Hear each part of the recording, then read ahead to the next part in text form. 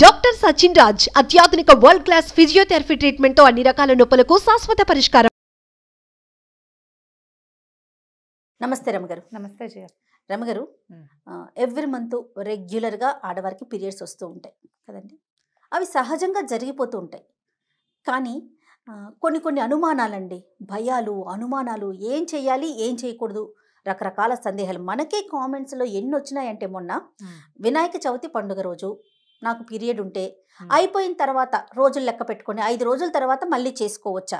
ఎందుకంటే 11 రోజులు స్వామివారిని ఉంచుకుంటారు కదా, లేదా 5 రోజులు ఉంచుకుంటారు కదా అనేది ఒక ప్రశ్న. తర్వాత పీరియడ్స్ టైంలో ఒకవేళ ఇంట్లో ఏదైనా శుభకార్యాలు, మంచి పనులు జరుగుతూ ఉంటే, ఇంట్లో ఎవరికో మెయిన్ పర్సన్కి పీరియడ్ వచ్చింది అనుకోండి, అప్పుడు ఏం చేయాలి? దానివల్ల ఇంటి మొత్తానికి ఏమైనా నష్టం జరుగుతుందా? ఇదొకటి. ఇంకొక క్రేజీ డౌట్ చెప్తానండి, నాకైతే నిజంగా అలాగే అనిపించింది రామగారు. పీరియడ్ వచ్చినప్పుడు ఇంట్లో నేను పూజ చేసుకోలేను కాబట్టి, నా బదులు మా అక్కనో, మా చెల్లినో, మా తోడుకోడలనో ఎవరో ఒకరితో మా ఇంట్లో నేను ఆ పర్సన్ని కూర్చోబెట్టి పూజ చేయించుకోవచ్చా? ఇన్ని అనుమానాలు ఉన్నాయి రామగారు. జనరల్గా జయ, పీరియడ్స్ మీద ఎటువంటి ఇవి లేకుండా ఫ్రీగా తిరుగుతూ అన్ని చోట్లకి వెళ్తూ అన్నీ చేసేస్తూ ఎగిరి గంతేసి దూకేసి అన్నీ చేసేయచ్చు, అలాంటిది ఏమీ లేదు. అది చాలా సాధారణమైన విషయం అని మాట్లాడే వాళ్ళు ఎంత శాతం ఉన్నారో, అంతే శాతంలో అదొక పెద్ద నైట్మేర్ లాగా జరగకూడదు జరిగినట్టు, అదేదో కొంప మునిగిపోతుందని, ముట్టుకుంటే ఏదో అయిపోతుందని, దానివల్ల దోషమని, పిల్లలకి దోషం, తల్లికి దోషం, తండ్రికి దోషం, కుటుంబానికి శాపం, ఇలాంటి అనుమానాలు, అక్కడి నుంచి దానివల్ల వచ్చే మానసికమైన జాడ్యాలు, ఎక్కడైనా ఉందేమో, ఎక్కడైనా అంటేసుకుందేమో, దానివల్ల దోషం ఉండిపోతుందేమో, పిల్లలకి ఏమైనా అయిపోతుందేమో అని డిప్రెషన్స్లోకి, కొత్త మానసికమైన అనారోగ్యాలకి గురైపోవటం ఇంకో వైపు. అన్ని విపరీతాలే జయ. అవునండి, ఇది అంతే ఉంది, అది అంతే. ఇప్పుడు ఇది దోషమా అంటే, దోషం ఎందుకు అవుతుందో చెప్పు. ప్రతి నెలా వచ్చేది, ఎప్పుడో ఒకసారి 15 ఏళ్ళకి ఒకసారి వచ్చేది కాదు కదా, 15 సంవత్సరాలకు ఒకసారి వస్తుంది. అది మన కర్మగాలి మన ఇంట్లో పూజ రోజునే వచ్చిందంటే పోనీ ఏదో దోషమో, మన గ్రహ దోషమో. నెల వచ్చేదేనే, ఒకవేళ రాకపోతే టెన్షన్ కదా. అంతే, పీరియడ్ రాకపోతే టెన్షన్ ఆడవాళ్ళకి, అవునా? అవునండి, అవును. రాకపోతే ఒకటి అనారోగ్యం, లేకపోతే ఇంకేమైనా రకరకాల డౌట్లు, అవునా? అంతేనండి. దాని మీద ఎందుకన్ని ప్రశ్నలకి ఎందుకంత బాధపడతారో తెలియదు. మొదటిది వినాయక చవితి తీసుకుందాం. ఏ పండగ రోజైనా మన పీరియడ్ వస్తే, ఈ పండగ రోజు కాకుండా ఇంకో రోజు చేసుకోవడానికి పండగ ఈ రోజు ఎందుకు పెట్టడమో చెప్పు. చవితే కదా, చవితే కదా. పైగా మనం చవితి ఏ పూజలకి పనికిరాని చవితిని, ఏ పనైనా సరే చవితి నాడు ఎందుకు అంటాం. అవును. కానీ ఒక్క వినాయక చతుర్థి మాత్రం ప్రత్యేకంగా ఏడాదిలో ఒక రోజు చేస్తాం. ఈ రోజు చేయకపోతే దీని తర్వాత 5 రోజుల తర్వాత నేను చేస్తానంటే ఇంకా చవితి ఏముంది, దాని ప్రాశస్త్యం ఏముంది, ఆ తిథి నాడు ఉండేటువంటి ఖగోళంలో ఉండేటువంటి ఈ రకరకాల గ్రహాల మేళవింపు ఏముంది, ఏమీ లేదు. నేను కూడా ఒక 2-3కి ఫోన్ ఆన్సర్ చేశాను రమ్మగారు, ఇదే ప్రశ్న. చవితి రోజు మాకు చేయకూడదు, ఆ రోజు సో మేము తర్వాత చేసుకోవచ్చు అంటారు. ఒక శుక్రవారం కాకపోతే ఇంకొక శుక్రవారం చేసుకుంటాం. పండుగను ఎలా మార్చుకుంటామండి? ఎలా మారుస్తారు? కాబట్టి పండగ నాడు చేయలేదు, తర్వాత చేసుకోవచ్చా? 9 రోజులు దేవుణ్ణి పెడితే పోనీ ఇంట్లో వాళ్ళు దేవుణ్ణి పెట్టి, నీకు అనుమానం ఉంది కాబట్టి నువ్వు ముట్టుకోకుండా కాస్త దూరంగా మెసిలి ఆ 4 రోజులు కావించుకుని తర్వాత నువ్వు పూజ చేసుకుని హారతి తెచ్చుకోవచ్చు. అట్లా కాదు, స్వయంగా మేమే పెట్టాలి. అందుకని ఈ 5 రోజులు అయిపోయిన తర్వాత పెట్టుకోవచ్చా? అప్పుడు చవితి ఉండదు కదా అంటా నేను. చవితి ఉండదు కాబట్టి ఇది రూల్డ్ అవుట్, ఇది చేయకూడని వ్యవహారం. దాని మీద ఆలోచించదు. మళ్ళీ వచ్చే సంవత్సరం చేసుకోవటమే కదా. వచ్చే ఏడాది చేసుకుంటాము, వచ్చే ఏడాదికి ఇలా కాకూడదని దండం పెట్టుకోండి, అంతే. అది సహజంగా జరిగేదానికి మనం చేయగలిగేది ఏం లేదు కదా, ఒకటి. రెండోది, 5వ రోజు చేయొచ్చా, 3వ రోజు, ఇలా బోల్డన్ని ప్రశ్నలు ఉంటాయి. అవును. అనుమానాలకు ఏముంది జయ, పైగా మన ఇంట్లోది వేరే వాళ్ళతో చేయించచ్చా అనేది ఒక ప్రశ్న. అవునండి, అంతే కదా. అది కాదు, ఇప్పుడు మన ఇంట్లో పూజ చేసుకుంటాము, సంకల్పం చెప్పుకుంటాం. చెప్పుకునేటప్పుడు మమ ఉపాత దుర్దక్షయ ద్వారా పరమేశ్వరం ఉద్దేశ్య అని చెప్పుకుంటావు. మొత్తం చెప్పాక ఫలానా గోత్రవతి, ఫలానా నీ పేరు, నీ పేరు బదులు ఎవరి గోత్రం చెప్పిస్తావు అక్కడ? నీకు పీరియడ్ అయితే నీ గోత్రం చెప్పకూడదు కదా. అదే కదా. అవునవును, నీ గోత్రమే చెప్పేటైతే నువ్వే చేసుకోవచ్చు. నువ్వు చెయ్యట్లేదు అంటే నీ గోత్రం చెప్పకూడదు, అంతే. ఇప్పుడు మీ అక్కయ్య వచ్చి చేసింది అనుకో, అక్కయ్య గోత్రము అక్కయ్య పేరు వస్తుంది, ఓకేనా? ఫలితం అక్కకే వెళ్తుంది కదా. మన ఇంట్లో మనం చేయవలసిన పూజ మనమే చేయాలి. ఇప్పుడు లెక్క ప్రకారం 7 శనివారాలు లేకపోతే 5 శుక్రవారాలు, ఇప్పుడు చాలా వచ్చిన 7 శనివారాలు వ్రతం మీద ఎన్ని ప్రశ్నలో నన్ను అడుగుతారు. వీళ్ళు ఎవరిని ఏ గురువు గారి దగ్గర అది విని మొదలు పెట్టారో వాళ్ళనే అడగండి అమ్మా అని చెప్తున్నాను. నాకు తెలియదు 7 శనివారాల వ్రతం. నాకు ఎప్పుడు శనివారం వ్రతమే ఉంటుంది, పూజ చేసుకుంటాను నేను. 7 ప్రత్యేక సంఖ్య అసలు నాకు ఐడియా లేదు, ఏం చేయాలో కూడా నాకు తెలియదు. నేను చెప్తున్నా కదా నిజంగానే. అందుకని ఎవరిని అడిగారో వాళ్ళనే అడగండి అమ్మా, వాళ్ళ దగ్గర చెప్పించుకోండి అని చెప్తుంటాం. ఇప్పుడు మన ఇంట్లో మనం ఇన్ని వారాలు అని పెట్టుకున్నాం.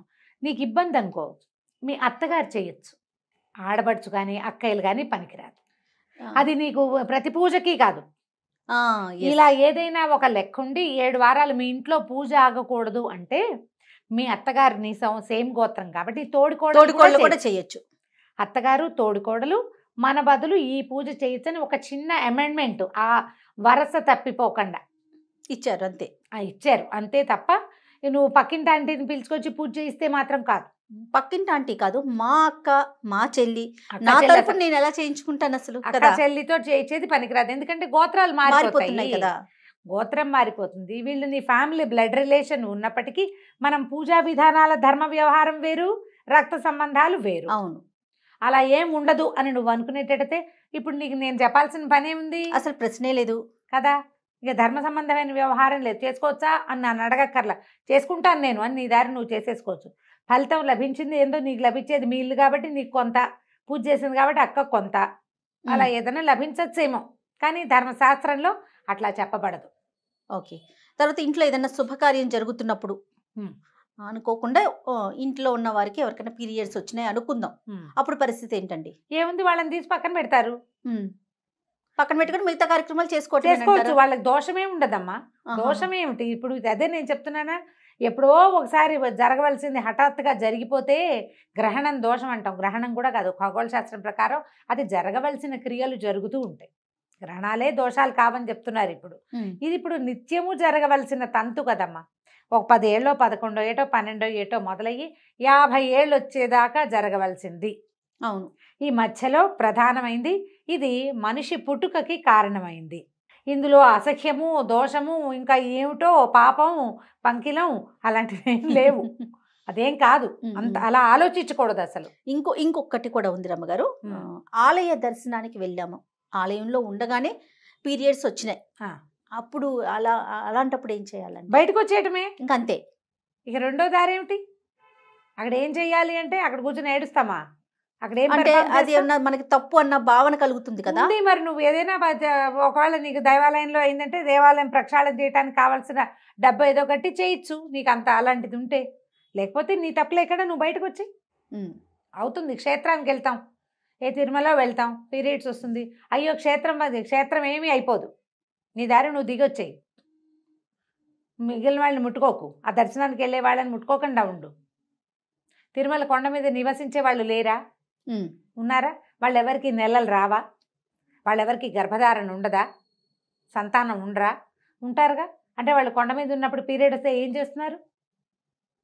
ఆలయం లోపల. నా ప్రశ్న, లోపల అంతే, బయటకు వచ్చేసేటమే, వెంటనే బయటకు వస్తే సరిపోతుంది. అలాంటి సందర్భాలు అందరికీ ఏదో ఒకసారి జీవితంలో ఎదురవుతాయి. అవును, ఏం చేయాలో తెలియదు, బయటకు వచ్చేయటమే.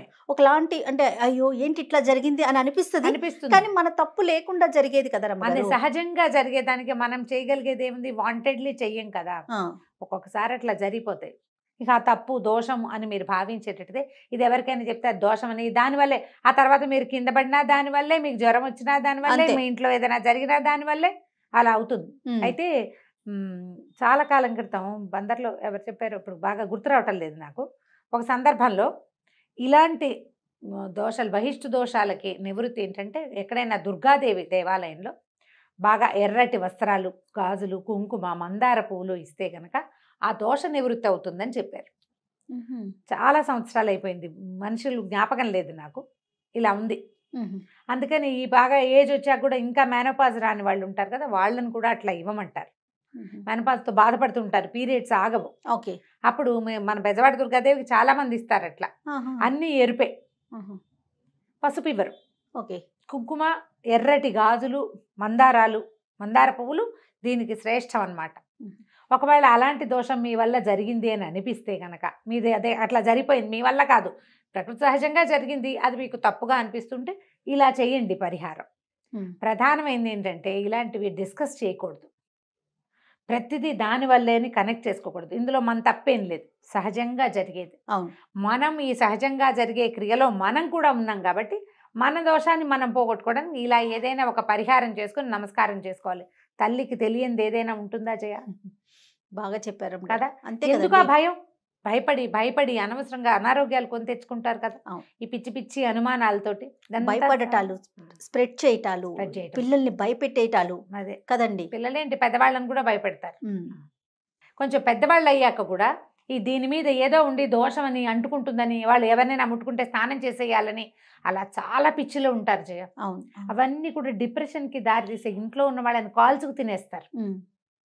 రెస్ట్ తీసుకోవాలి. వీళ్ళు బాధపడుతూ ఉంటారు, మిగిలిన వాళ్ళని బాధపడే. అబ్బాయి వాళ్ళకి వచ్చిందని కాదు, ఇప్పుడు ఏ ఉద్యోగమో చేస్తున్నాం, ఏ బస్సో ఎక్కాము, ఏ కాలేజీకో వెళ్ళాము, ఎవరైనా పీరియడ్స్లో ఉన్న వాళ్ళు నన్ను ముట్టుకున్నారేమో అని అనుమానంతో, పిల్లలు ముట్టుకున్నారేమో అని అనుమానంతో, అది మరీ కష్టం.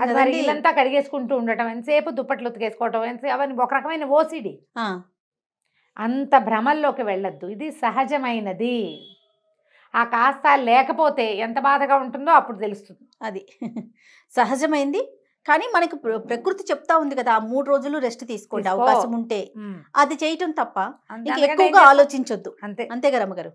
రైట్ అండి, నమస్తే. నమస్తే.